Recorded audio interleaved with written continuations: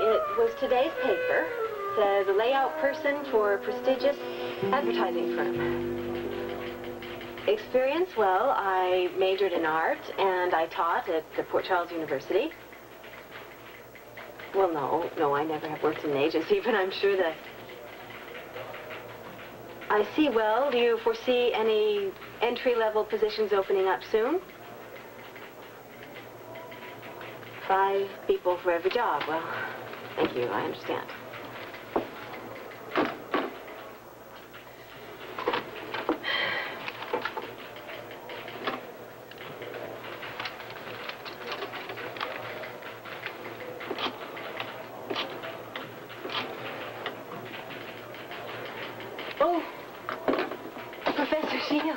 Celia, it's nice to see you again. How are you? Well, I am all right. Good. Is it true what the Chancellor just said about budget cuts? Yeah, it's terrible, isn't it? Students have to pay for their own art materials now. I was talking to him about a full-time job, and he said absolutely not, that they are not hiring anyone. In fact, they're laying off people. He said something about a hiring freeze. Did he? Yes. He did. He said there wasn't even enough to keep me on part-time. I mean, art supplies are one thing, but you have to have teachers. I'm sure that the Chancellor is aware of that, Celia. Well, he didn't seem to be. He knows. Believe me, he knows. Certainly more than he's told you, anyway. What do you mean? I'm afraid that the Chancellor was just being polite. Or at least trying to be. You mean there's no hiring freeze? He made that up? Well, not entirely. Part of it's true. I mean, we have had to cut back. I mean, I myself know of an associate professor that was let go, but that doesn't affect part-time hiring. Well, Professor, I think you'd better tell me what this is about.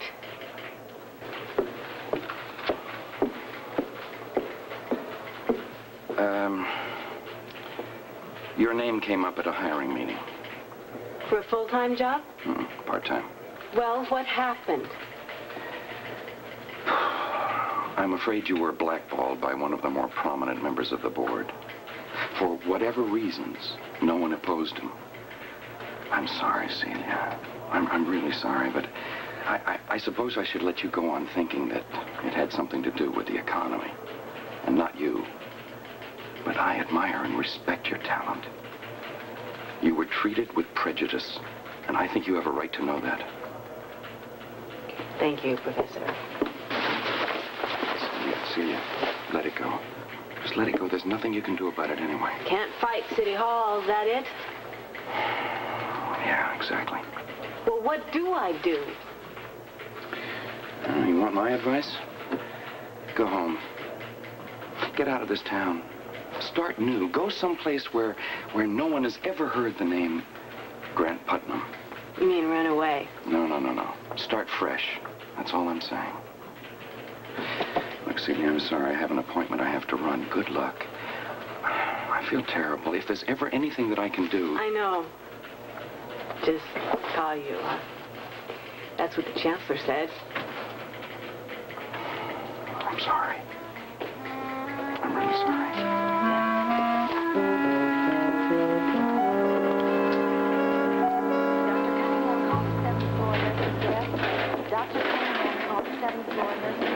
Lie still, Bobbie. Lie still. That's all you can do. It's very important. What? We're calling him. It hurts. You're going to be okay. Just lie still and let the sedative work. Ruby, what's wrong? Is it the baby? Not now, Amy. She's going to be fine, okay? Georgia, what room? 417. Okay, let's go. Nurse Rojas reports clinic. Ruby, do you need a phone? If I could. Yeah, if you can use that one over there, that's all right. Dr. Cochran called the lab on 2. Can I help you? No, thank you. I'm just waiting for someone. Nurse Blevins called the 5th floor desk. Thank God you're there. Yeah, I just got back. Who is this? It's Ruby. Have you seen Bobbie? The damnedest thing happened. I went to the airport to pick up my daughter, and she's not there. I mean, she's not on the plane. She's not on the terminal. She's not anywhere. Bobbie, we just had to take her to the hospital. What? She lost the baby. Oh, no. Can you come right over? She's on the 4th floor in room 417. Yeah, I'll be right there.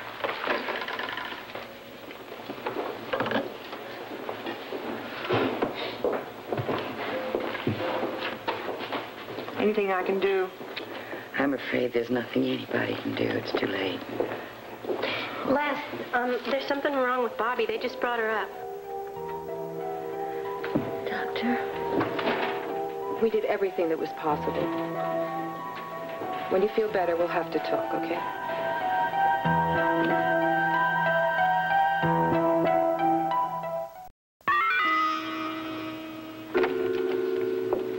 I thought we had concluded our business, Mrs. Putnam. Yes, so had I. I told you there was nothing I could do.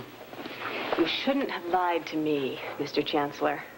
I know for a fact that I was passed over because of the prejudice of a member of your board of trustees, obviously a very powerful member, considering no one stood up for me. Maybe no one wanted to stand up to him. So you're admitting it? I'm admitting that, yes, true, you were passed up. Now, the reason is another matter.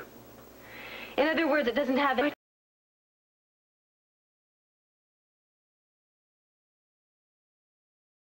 To do with him at all. Then it must have something to do with my abilities. Is that the complaint? Why don't you ask your source? My source? The person who told you about this alleged blackball. Oh, no, that's where you're wrong. Alleged? No, this really happened. Prove it. You can't. I don't want to. A moment ago, you came in here screaming about prejudice. Now, go on. I'm saying, prove it. And I'm saying, If why you feel bother? your rights have been violated. I don't worry about my rights right now. It's the respect I have for this university and for you. I used to think that you were a man to be looked up to be admired. Nothing that happened at this university hasn't happened at 100 others. Oh, so that means that it's condoned then. We're an institution, Mrs. Putnam. We think first of our students, second of our alumni, and third of our trustees. What about your professors? Employees, paid well for their services. And if they want to stay at this university, we expect nothing less than the strongest moral character. Their character and their family's character. Yet you still won't admit it. Admit what, Mrs. Putnam? That you're just worried about your reputation. I used to think that you were just an overeducated dilettante, but I was wrong, Mr. Chancellor. Obviously, you are nothing more than a routine coward. You get out of here before I have you thrown out. No, I doubt if you even have the guts for that. There's no need for this, Mrs. Putnam. You're passed up for employment. For that, I am... No, don't even try to say you're sorry. Even if I am. Truly. No. You're just trying to protect this university from a lawsuit. Well, don't bother. We have much too much pride to worry about protecting it. Especially not from the likes of you. Good afternoon, Mr. Chancellor. I'll just see myself out.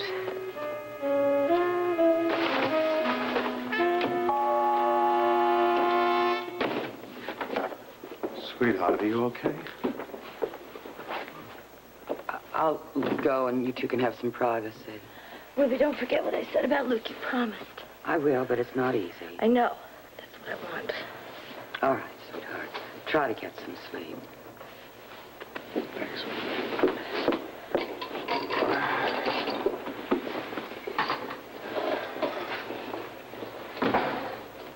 Sorry. No, I am. I should have been home with you. No, it wasn't anybody's fault. Well, It just wasn't meant to be. we're gonna have plenty. We'll have litters of them, won't we? I wanted everything to be so perfect. Oh, listen, nothing is perfect. I mean, life isn't perfect. You're not perfect. I'm not perfect. In life, we take the lumps and then we just pick ourselves up and go on. You know? The wedding? Oh, as soon as you get well, don't worry about it. Is Terry back at the cottage? What are you worried about everybody else? Terry is fine, and Luke is fine, I'm fine. Don't worry about it. It's you that's got to get well, and we're going to get well soon. Come on.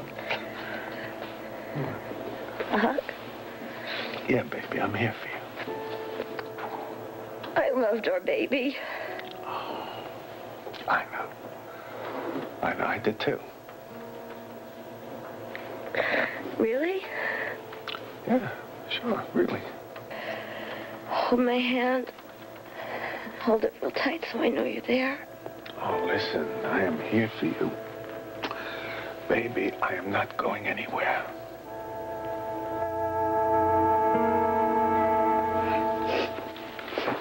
Brock's in with her now. Is she all right? I don't think she knows what's happened, but she's a fighter. She'll get through it. Ruby, if there's anything we can do, please. There's one thing that's very much on Bobbie's mind. Yes. She does not want Luke to know. She doesn't want the ceremony and the swearing in spoiled. Well, knowing Luke, he's not going to be very happy about being kept in the dark. I know that, but it's the one thing she really wants. All right. Then you can count on us. We won't say anything. What about Amy? I will take care of Amy. You leave her to me. Really? I'll find some way to keep her quiet. Try gag. Mm-hmm. Well, whatever it is, I've got to make a phone call. Please let me know what happens. I will. Thank you. You gotta get to work. Poor Ruby. Oh, she was looking forward so to being a great aunt. I don't think as much as Bobbie was looking forward to being a new mother. Just turn around very casually and tell me if you've ever seen that man before. No, in the blackjack? Yeah. Gosh, he looks so familiar. I know him from somewhere. Nothing major in our life, I don't think. No, I'm sure it's not. So why does it feel like it is?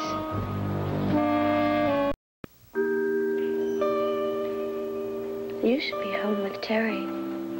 Oh, she's not here. She wasn't on the plane, and I haven't had a chance to call her.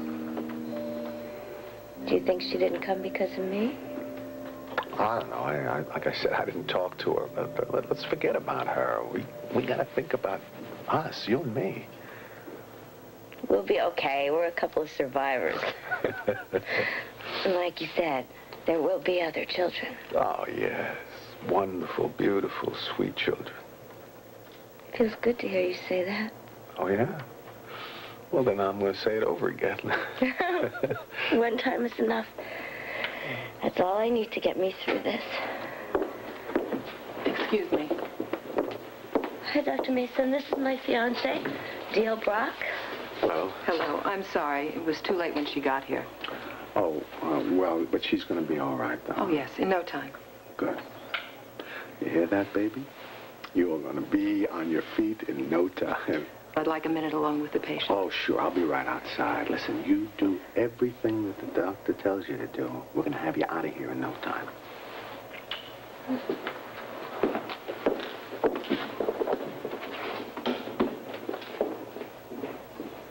How do you feel? Better now that Brock's here. An understanding man, that's good. Dr. Mason, will this affect my future children? I'm sorry, Bobbie, but those fibroid tumors have enlarged, and we'll have to take care of them. A hysterectomy. Are you sure? Bobbie, we could do an ultrasound, but I think we know the results. Do you think you want to go ahead with them and... Do you think you want to go ahead with it and get it over? No! I have to think about it.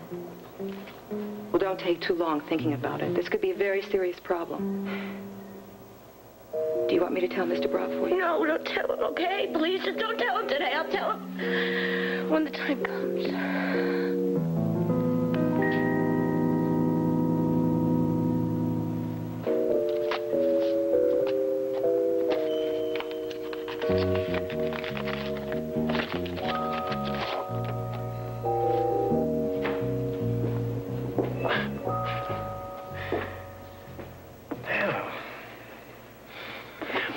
Darling, I didn't hear you come in.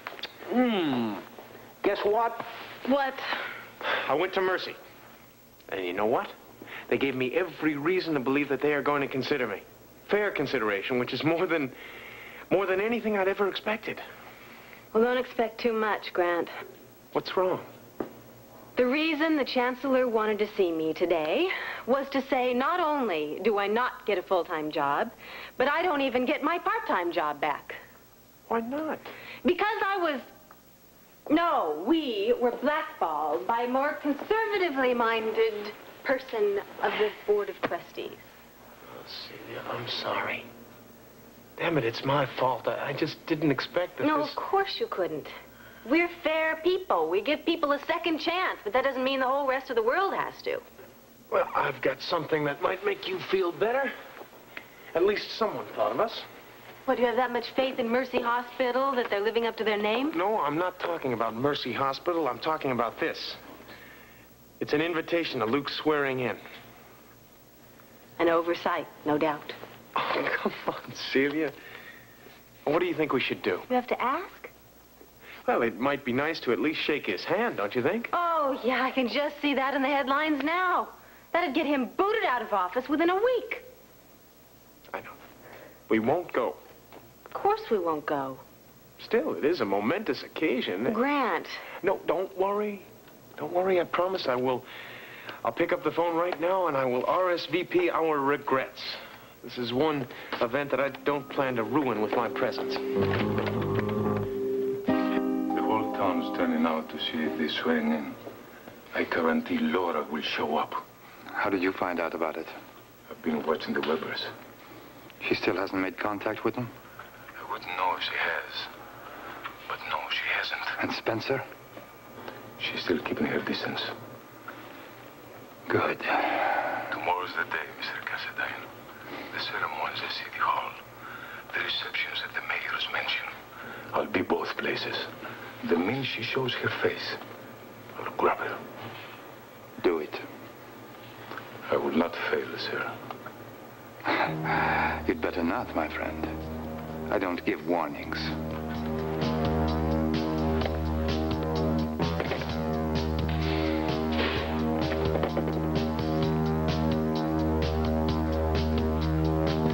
Do you have your dress all ready for Luke's swearing in and reception? Mm-hmm. And I'm getting my hair done at 6 o'clock tonight.